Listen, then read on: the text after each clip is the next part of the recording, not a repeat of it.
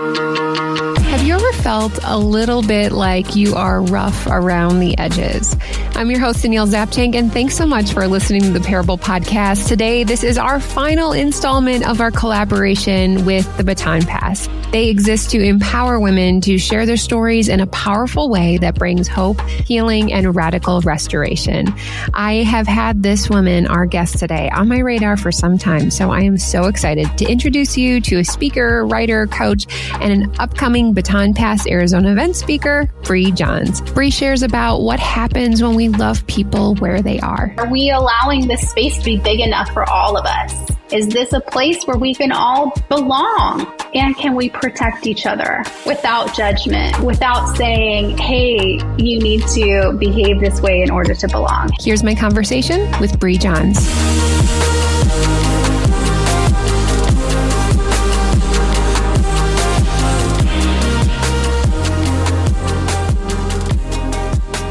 We are wrapping up our fourth installment of our collaboration with the Baton Pass, and I'm so excited to introduce you to Bri. Bri is a new friend of mine because she's friends with Kelly and Angela of the Baton Pass. So this is always fun when I get to interact with new friends of friends. So welcome, Bri. I'm so honored. Thank you. Thank you for having me.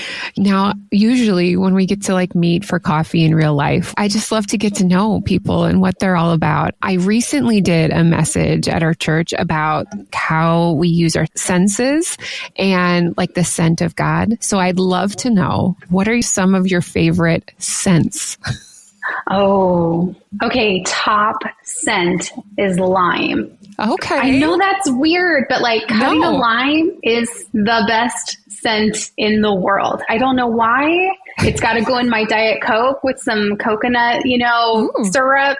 Yeah, it's called a Miguel out here in Arizona. It's one of my favorite drinks, but lime is just my favorite. I have hand lotions that are lime. It was so funny. I saw your post and you had mentioned the scents and you had said, it was just that week. My husband's remember when we grew up, we went to this mall and there was that coffee shop, but it wasn't Starbucks. What was it? And you had posted and you said Gloria Jeans. And I'm it was like a gift from God. So I sent that to Jake and Jake was like, Gloria Jeans. Oh my goodness. That place was so aromatic. Yes. You could smell it down the hall. It was amazing. Anyway, so maybe coffee as well. I wasn't a big coffee drinker till after kids though. Now I'm trying to get really deep into it. I have an espresso machine. And, oh, wow. That's fancy. I'm trying to be fancy. It is. It's a little complicated, but I dabble. Have you dabbled in coffee art, or you're just I just do straight espresso, forget the coffee foam? So I've got a separate foam maker that I just drip on top, but it comes with the whole steamer and everything on this machine. That's level 5. I think I'm at level 1, but I want to. Yeah. It was so cool. I mean, there's always a hope for retirement of who knows what barista knowledge you will procure by then. That's totally. Great. Okay. So you said the thing about a Miguel. And there's special drinks in Arizona. You'd said you grew up in California and Arizona. Is that right? I grew up in California. I came out to Arizona right before I turned 30. I've never been to Arizona. What would be the things if I came to town? These are the things we have to do or try, eat specifically. I love food. Now we've got to go get a Miguel. Okay. So that's at Soda Rush. There's a lot of soda places. When I first landed here and moved here, so shocked at how so many people carry around drinks. But I know it's because it's we're keeping hydrated. So people have Big Gulps and QT Polar Pops and these Soda Rush and Swigs. So I would probably take you to get a drink like that. And it's not hydrating. So I'm not really sure. Another place I'd probably take you is our favorite Wednesday night hangout with my kids and my husband and I is this place called Oso Park. It's a brewery restaurant, but they have this park place. It's all dog friendly. Okay. So it's a dog run area with a huge big screen. And on Wednesday nights, they play movies and they have a QR code on all the movie chairs that you can put out and you can get food just rushed to you. And because it's so hot out here, they've got got fans and like misters all around and dogs and kids are running around. They have a free like arcade and cornhole and it's just a hangout. So just eating some fries and watching a movie, I would take you there because I think you would have a lot of fun. That sounds like a dream. I love that. I am not a beer person, but the fact that you can be in community, I think that's what attracts me the most. Like you can just hang out. Okay. Also, this is like the season of fall. You're a mom of 2 boys. I know fall is probably a little different in Arizona compared to Chicago area, but sometimes like, you know, we are like holding a lot of things in this season. And so as we enter into something new, what would you say, Bri, you are holding in this season? Going into the fall, which there really isn't a fall in Arizona. It's the most tragic thing. Like leaves change at the end of December out here, and then it becomes spring. Holding on to for fall. I mean, a big word that God's been kind of like really speaking into my life recently is authenticity. And it's like, it's such a broad term. Like, what does authenticity mean? I think I'm even more just holding on to the fact of like, when I thought years past I was being authentic, I might have just been like vulnerably like talking to unsafe like people, you know, just not being cautious and wise. And so authenticity is like a big one for me. And that's really, I feel like that's just where I'm at with wanting to meet people as well, is just having real conversations about real life stuff. So I feel like I wake up every morning, I'm like, okay, who can I connect with? Because I think authenticity is just, it breeds that real deeper connection. That's so good. Bri, you're going to be our wrap-up speaker at the Arizona Baton Pass event, Brave Enough. Have you ever been to a Baton Pass event, or is this will be your first experience? I have been. I've been to 2 events. I've been to one of the first kickoff. It was like a ambassador, the leaders all got together. We were praying for this to begin. And then I went to one, I don't even know how many months ago it was, and got to see just the amazing amount of women there sharing their stories and just being real. And on the opposite side of that, experiencing support and belonging, which was really cool. So, yeah, I love that you had connected already before this season of authenticity for you. And I feel at Baton Pass events, I mean, it's very easy for us to walk through life with this veil on or a mask, if you will, to not really let our guard down to share. And sometimes we don't have those safe places to do that. I believe that the Baton Pass events, they kind of give us like a picture of what that can look like. Why do you think it's so hard for women to find those safe spaces and those authentic places? Wow. I just got chills when you said that, because there is like such a craving for that, but almost like there's also a social media dump of that as well, which isn't authentic. It's just like almost throwing out all of your thoughts and feelings at once. So the Baton Pass is so unique in that it's a space that's open for anyone to share. And I think that you're going to find in a lot of communities that aren't healthy, that thinking you can bring your authentic self can sometimes be viewed as transactional, right? Oh, you're this, come be a part of this thing, give this way. And so I feel like if you have any hurt in your life, you're afraid to share, either because of how you might be perceived, rejected, used, manipulated, because when we're in these like tender places of our life, it's just easy to have this soft, part of who we are. And that's what I kind of feel like. Maybe that's the other thing God's teaching me is like authenticity has to come with boundaries. And Baton Pass has been a really great place to ensure safety of the women that show up. And I think they lead by example too. So that is a huge thing, in that if I can see somebody being authentic on the stage or at my table, I absolutely can feel like, oh, they let their walls down. Maybe I can be brave enough, which I just, is the theme of the next one. I can be brave enough to share something in hopes of acceptance, true support, maybe even like some camaraderie, being able to share an equal or, common struggle. I really believe like that's where we need to have those spaces. I don't know why they don't exist as much or why they're hard to find. Yeah. I think maybe it's just that all of those, it's complicated and it's messy, but it's also beautiful. It kind of goes hand in hand with, sometimes when I think about my adult friendships, that is really hard. Like it takes a long time to build. I think it depends on your season of life. It depends on your work, what you do. I remember my husband asking me one time when I was like a very young mom and we had play dates and he's like, what did you talk about? And I'm like, well, first of all, my mind isn't fully there, so I don't know. And also we're just making sure nobody like steps on Legos or is like fighting. And it's not a full, deep conversation. So I'd be curious to know for you, Bri, has like friendship evolved and changed? Has there been those longstanding friendships? Or also have you been in a season of like, I really have to start over and reevaluate, like these are the things that I need in a friendship right now? Friendships has definitely evolved. I resonate with the playground. Not that they're shallow relationships, they're survival relationships. Like you just like, oh my gosh, does my kid even have a snack today? Did I get a shower this week? Like you've got so many survival, like that Maslow's like hierarchy of needs. Like I just need to make sure we're surviving right now.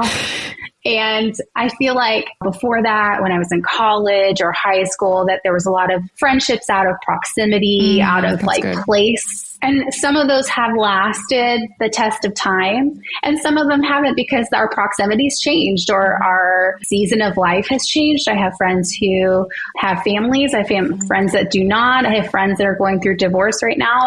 And we can find common ground and connection by going through those stages of life together authentically. But I think also friendship is really something I feel like I need to study for the rest of my life. That's good. I really struggled with trust growing up with girl friendships, like girl bullies and that kind of thing. And I'm going to just be really vulnerable and transparent. Like I would say I have my bookshelf here and I would say there's a bunch of books on there from my earlier years on how to be a friend and how to make a friend, because that was like the craving of my heart. And there was like a need there, but also having to grow up and understand like where healthy connection is made.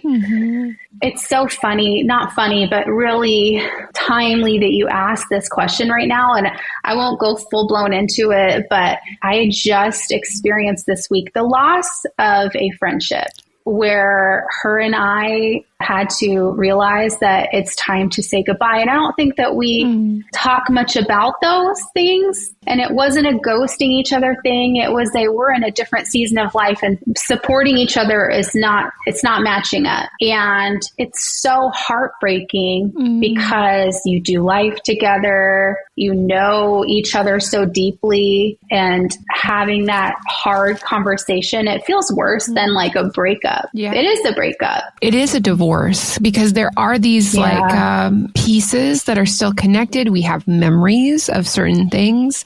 And then we've also like had these expectations and intentions and hopes and dreams. And we have to wrestle with that may never come to fruition, or we never going to have answers, or you question, depending on whatever the relationship was, am I going to find another friend like this? There's a lot to like sort through. And I liked what you said about healthy connection, because I think that has been the breaking point for many of the relationships that are no longer for me. It wasn't healthy, but also because of our certain parts of our life, how you talked about trust, we don't even recognize that yet. We haven't even become to be aware of what is healthy and what is not. I think of my 15-year-old self, I probably didn't say some healthy things, but there was something I didn't understand yet. I was having a conversation with Kelly, the founder of the Baton Pass, the other day, and she's like, I just wish I knew this, but I feel like we go through seasons of our life where we only know what we know. And like there is a process and a building that happens as we go throughout our lives. And I think the same goes with friendship, and those deep friendships will stand the test of time, but you have to question, like what are those pieces underneath that are going to hold true? That's it. It's the roots and it's the foundations of what your friendship is built on. So I had a mentor of mine when we were kind of talking through this friendship and how tense it had become. And she had said, what was this friendship built on? What are you going to miss the most if you say goodbye? Which really took me a lot of time to make that decision. She'd encouraged me to just think about what we want, not what we don't want. Let's not harp on all the qualities of the things we don't like about how this friendship is going. Think about what we want and what we want to dream about and pray about for this friendship or for a future friendship. And I really struggled with like, oh, this friendship was a lot of fun. And we had kids that are the same age that we were raising together. So we went through some stages of life together and it was a survival friendship, right? Yeah. And we've had a lot of changes in, you know, we talked about our marriages. We talked about like our insecurities. We talked about all those things. So I think you're right when you say that there are places and vacations we've taken. There's loss in some of that. And just being able to think about what was that friendship built on? What were the roots of that friendship? It was loyalty. It was consistency. It was fun. And it was family. And now our families are changing and some of the consistency has been off and life is taking different turns. And being able to survive some of those changes in a healthy way has been complicated. And so I totally get what you're saying when you're saying like, what was the friendship? It takes some deep roots for a healthy friendship. And I mean, that's where I'm like, I have a friend from junior high. Her and I still connect and pick up right where we left off. And we joke about, you know, me spilling nachos on myself at the Oingo Boingo concert. Like, that's how old I am. She's sending a care package to me when I'm going through surgery, and I'm talking to her about her son and it just is effortless and natural. And there's just, I don't know, some things there as far as love and trust and so crazy how our relationships can change by season and change by circumstances or not change at all because we've got that foundation, that bedrock of just mutual respect and love. I mean, I think that is just a universal thing. You know, you had said that for a season in your life that you were like searching for friendship. And I think the same goes for our stories. Like sometimes we wonder, like, does our story matter? Like, is this important? But it's through these connection points that you can recognize and better understand something. And that's really the heart of the Parable Podcast. That's the heart of the Baton Pass. And so with that, Bri, I'd love for you to share one of your parable stories with us. Awesome. I feel like I'm a person that's just a storyteller by nature. And so I was like, what story am I going to bring to this podcast? But it became really clear last week. I spoke for a women's group. And when I was preparing to get up and they do like the introduction, I was like, how do I introduce myself to these women? There's so many stories I could tell. And before I got up, the worship leader got on the piano and she just sang this beautiful song, I Worship You, Almighty God, like an old school worship song. I worship you, Almighty God. There is none like you. And it literally like sent chills down my spine. Like I had this moment like where it was a core memory of, I remember this. I actually found this for this podcast. The sheet music that was in my childhood piano because this song and old school worship stuff was something that really drew me into the church and relationships. So when I was in my teens, my mid to late teens, I was dating a boy and he invited me to his church. Okay, so this is like a missionary dating story. And I grew up, I don't know, my brothers and I would say we didn't grow up Christian. My mom definitely believed, and there was some Catholic roots there because we're Italian and, you know, married and buried, kind of big Italian get together. So we're doing that. But there was some inconsistency there because my parents split. when I was about 9 or 10. And through that chaos of the family splitting apart and my mom dating and my dad dating and my dad having depression and getting into alcohol and my mom meeting really strange and not great guys, bringing them to her home. There was some chaos growing through that. And so, you know, as a teenager, you just find your home and your family and your friends. Yeah. And beyond that, because there was that ache for love in my heart, it was with this boy. And so he invited me to his youth group. I was like, I don't do church, but okay. I went because it was him and I wanted to hang out with him. And I went there and got really close to a lot of these kids there. There's a lot of stories of the awkwardness of me trying to fit into this youth group and not understanding. Like a big story that I will share a lot of times to teenagers is I showed up to an alternative Halloween party as sexy Satan. Like I dressed up in a costume and all of them were in jeans and a t-shirt. So most devastating moment of my life. I remember during Christmas, I just wanted to be friends. There was about 40 of them. It was a smaller youth group. I remember bringing them all candy canes and I put on the candy cane, Merry Christ Mass, like MASS. Like I was trying to fit in so bad. And I remember this girl, Erin, just making fun of me, like, Mass? Why are you putting it Mass? And I thought it was like an Italian, like it was Catholic. I thought it was Christ and Mass. So that destroyed my heart over this gift that I tried to hand out to everybody. So there's some just crazy stories, just trying to fit in. And it was awkward because I didn't understand just the tribal knowledge of being a believer, right?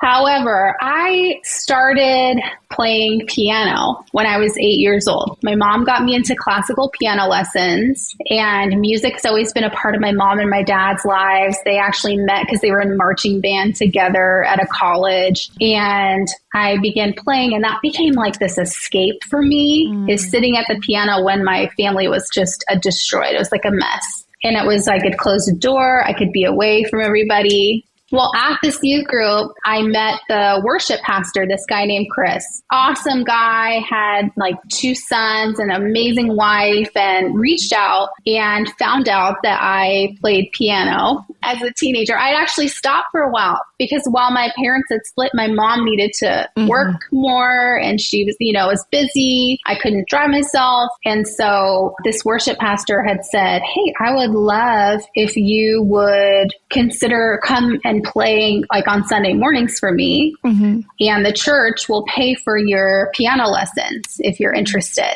And we'll give you legit lessons on how to play with a band, not so keyboard lessons, right? Like keys and different arrangements and like how to fill instead of playing, Beauty and the Beast or something on the piano.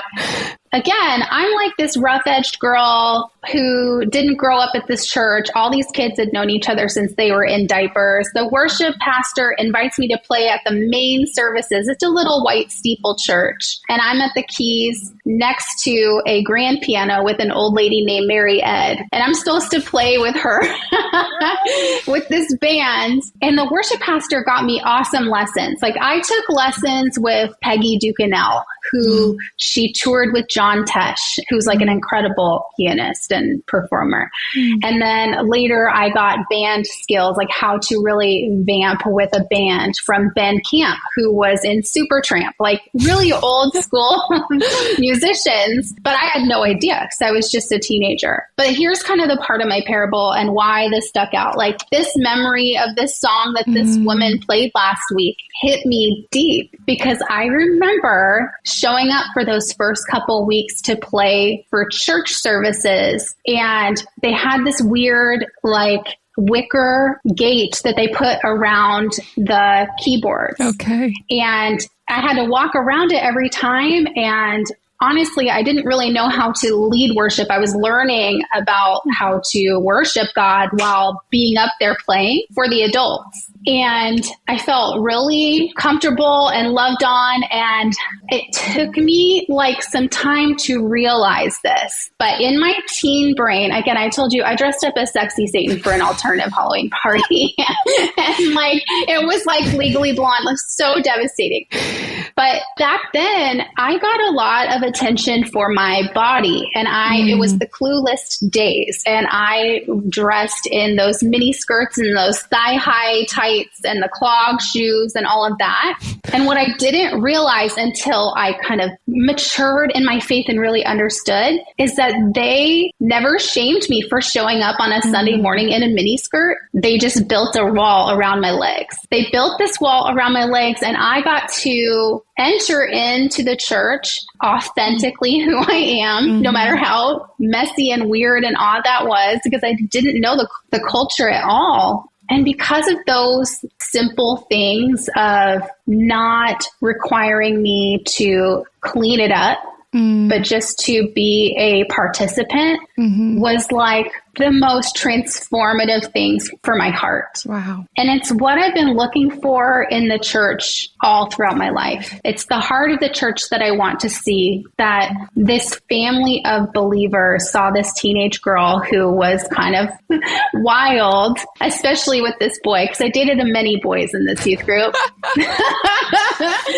And I think for them to just still love me, I experienced really, truly transformation of my heart only because they gave me belonging and they gave me protection. And it reminds me so much of like Jesus with the woman who was being stoned, and he tells all of those holding the stones, like, he who hasn't sinned cast the first stone, and how he's with her, protecting her. And at the end, he says, who's here? Who's left, you know? And then he lifts her up and says, you know, go and sin no more. And I just feel like in my heart, like to experience Jesus authentically, which honestly is very uncommon these days. A lot of Christians have been raised. There's some fear in like the urgency of you need to know Jesus now, turn your life around, or here's a debate on what you believe biblically or not biblically.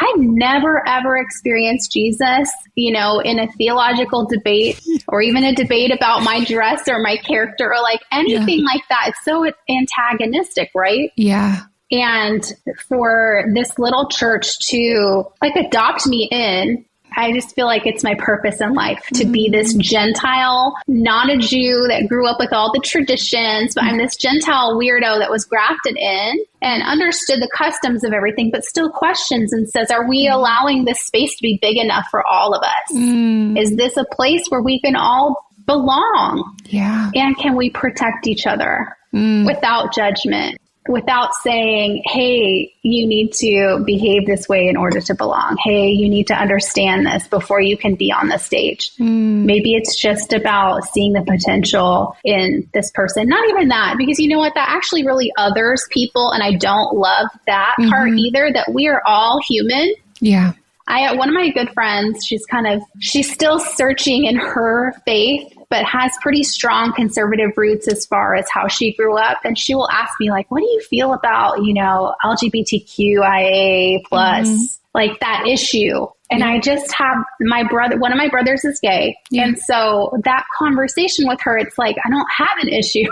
I believe in humanity. Yeah. I believe God cares about every human. And I believe honestly that we all look purple to God after Adam and Eve sinned. I don't think like there's some type of scale here of an issue. I just feel like, man, can we widen those doors so that more people can come in and really stop worrying about the mini skirts or like whatever things are happening, that we're all in these different levels of understanding and maturing in our faith. And we'll never really arrive at anything until we reach heaven. And then we'll all like, you know, then we're all wearing white and it's all good. Like we're all the same.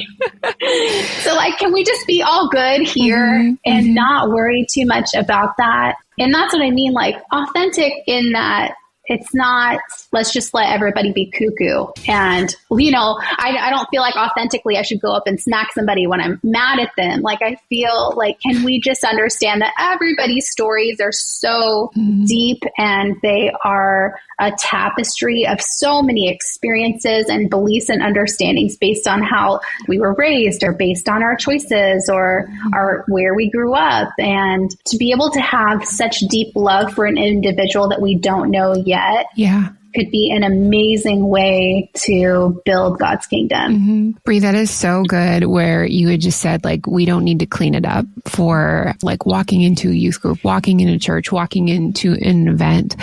Our daughter and I, we were at a coffee shop the other day, and I could hear these two guys talking, not to be a weirdo, but like I listened very well. I do that too. It's the mom ear. And they were two youth pastors. I could tell exactly how they were talking about these students in a loving way. And what your story reminded me is like how many times, like, there's certain people, this worship leader, the lady that was sitting next to you, whoever put that like little wicker gate up, they were thinking about these things because they cared for you and they wanted to see you. And like, just taking the time to think back through our life of like, okay, like who really saw me and just allowed me to be and ask the dumb questions with the crazy, sexy Satan costume, like, they just let me be. And I agree with you. The same thing about like, there's that fear of like, okay, well, we need to give you all the information now. The truth. Yeah. We need to be clear on the truth. If she's not clear on the truth, we can't offer grace. And it's like, whoa. I think that's that tension that a lot of us live in. Yeah. And then we look at Jesus, and he really just like obliterates all of that. It's like he wasn't barking any truth to this woman that was being almost to be stoned. He barked truth at not the stoners. People were going to cast stones. Yes. But probably the stoners too. I don't know. Bri, I would be curious, you had talked about yourself. You felt that you were rough edged. And I think all of us, whether we have like it's internally, emotionally, just even on the outside, we all have these rough edges. And I don't necessarily think all of those have to be smoothed down for anyone. We all come with our brokenness. I'd just be curious, like for somebody who is possibly wanting to go to the Baton Pass event, who is like interested about Jesus, but just wants to like ask the question, what would your encouragement be to them to just say like, embrace the rough edges and open yourself up to, there are people that don't want to ask for you to like soften yourself, but they just want you as you are. Can we just normalize the fact that we all go through messy moments and messy middles of life? I don't know if I ever feel like I've arrived and that I can like even here share my story when I've got my own heartbreak over a friendship happening. I think if I was to encourage any of the women watching right now and they're curious about coming, I would say, I would love to meet you. And I would be honored to hear your story. And I wouldn't boo-hoo it with you. I would actually say, wow, you're a survivor. Wow. Look at what God is doing. And you can't maybe see the other side of where this is going, but maybe you've been through something in the past that you understand and you can hold to those moments of courage that you had before that'll remind you. But let us be a place that you can come and we can remind you of who you are and what your worth is and your value and what God's doing in your life, because maybe I can see it sometimes when we're going through stuff, it's so foggy and because of our thoughts or because of what people have told us. I think sometimes it just is good to get around people who have fresh perspective and love and acceptance. And so being a part of this experience, I think will make you feel lighter. And if you're looking for lightness, if you're looking for a place that you can just take a breath, Baton Pass is that place. You don't have to, I don't even feel like you've got to dress up for this type of event. You just come as you are. You don't.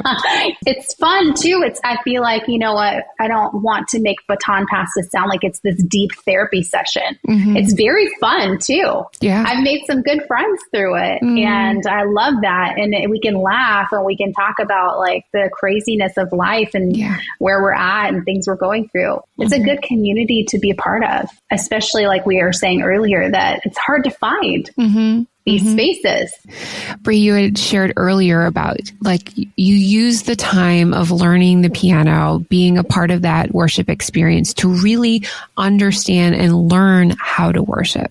And I'd be curious to know how worship has changed for you over the years. Like, what have you consistently learned or adjusted in what worship means to you? I haven't mentioned this on the podcast, but I worked in church for a long time and actually ran a multi-site mega church's weekend arts team. So worship bands on 6 campuses through broadcast, all of that, and got really good at creating experiences for people to connect with God. However, there's like this delicate line of performing versus that vertical heart and posture. And I don't love where some of the churches are going as far as bringing such a creative experience that God might be lost in that, but we might really fan over it and think, man, that was incredible.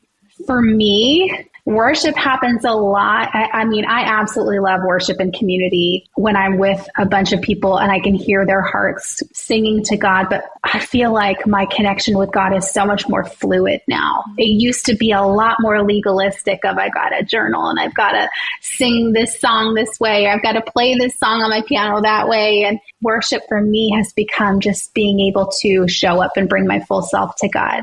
When I go through really crazy storms, music for some reason is the only thing that speaks to my heart and calms me. And so I will throw on a worship playlist when I'm getting ready in the morning to set my heart right for the day. But it's so funny when I go back to those moments of, gosh, worship was just about being in a place where I could belong no matter who I was. And that God was the one that was showing me like, look at this is who I see in you. And worship's just been a good reminder that it's not really about me. That's so good, Bri. What do you think the key is to having more brave women in our world? You know, 'cause some of us don't think that we're very brave. And I think that can showcase into different aspects of our life. So what do you think that is? Can you imagine what this world would be like if women really saw themselves the way that they were created in all of their power, all of God's power, but all of our everything? That's the thing. I think that the world really teaches us that we need to show up as a success. And honestly, when I hear success stories, if they don't have some type of bumps in the road, it is white noise to me. I don't care what methods you are trying to get me to understand on Instagram or whatever you're selling. If you haven't been through something and had to muster some brave, some courage, some reliance on not yourself, taking all that pride and ego out of it, and really saying, I just gave up. And I just said, okay, God, whatever, here you go. Here's my life. If all the women could do this, if we could just quiet our minds and get more connected to our hearts and really let God speak to us through those feelings, those real emotions that we're having. I feel like our emotions are always calling us back to Him. And we're just not listening. We're trying to intellectualize our circumstances of I must be this because of that. I must be feeling this, so that means I'm that. And really God's like saying, I am calling your heart. That anxiety you're feeling, I want you to open that up and find out where I am in there. If we all got brave, I feel like our communities would change. Our families would change. I feel like it breaks so many chains just personally in our lives. There could be passion found there and love. And I feel like that's what we give to the world. If we're looking for our purpose, it has a lot to do with letting some things go and letting God really replace that with the truth of who we are. I've met some incredible women that they're like, man, I wish I hadn't wasted so much time worrying about such and such. Man, I wish I had gotten over that bitterness quicker because then I really could have put more into these other opportunities and gifts in my life that God wanted me to open. Bri, thank you so much for that perspective, because also it helps us truly shift. Like, if I imagine this about myself or the situation that I'm in, it really kind of helps us like break a little bit of that barrier, be like, I can do this. Like, I know that this is what God has in store for me. He calls us to be brave only because of him, not what we have done. Thank you so much for this conversation. If you wanted to connect with Bri or also see her in person live, come see at me. the upcoming Baton Pass for Arizona, she will be there wrapping everything up. It is going to be a great time. Bri, if people wanted to get connected to you, how can they best do that? I think my Instagram is the easiest because I've got all my connection stuff on there through my link tree. So they could look me up at _Bri Johns on Instagram. So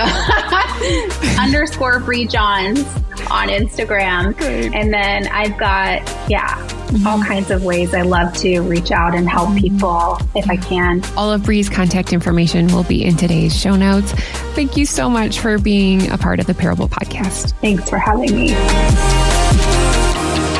If I could impart this idea of bravery to you today, I would do just exactly what Bri said. I love the way she formulated that idea. And sometimes it is so hard to see ourselves as brave. I'm so grateful to partner with the Baton Pass for these past few episodes. We would love to see you at the Arizona event. Unfortunately, I can't be there, but I hope you can on October 26th. Bri will be there. And so grab those tickets today. They do end up selling out. Here are 2 reflection questions from our time with Bri. Number 1, what rough edges do you have to let go of and just start embracing in your life? Number 2, how can you be more brave in the way you view yourself and your relationship with God? If you are looking for more information on the Baton Pass, or you want to hear more stories from some of the women, we have a whole list available, not just of this collaboration, but from previous ones as well. There is a playlist on YouTube, so you can check that out. Also, we couldn't forget to thank my husband, Eric, for his superb editing skills on this episode. I'm grateful that you took the time to spend it with me. Remember, your parable showcases how God loves even our rough edges. We'll see you back again next week on the Parable Podcast.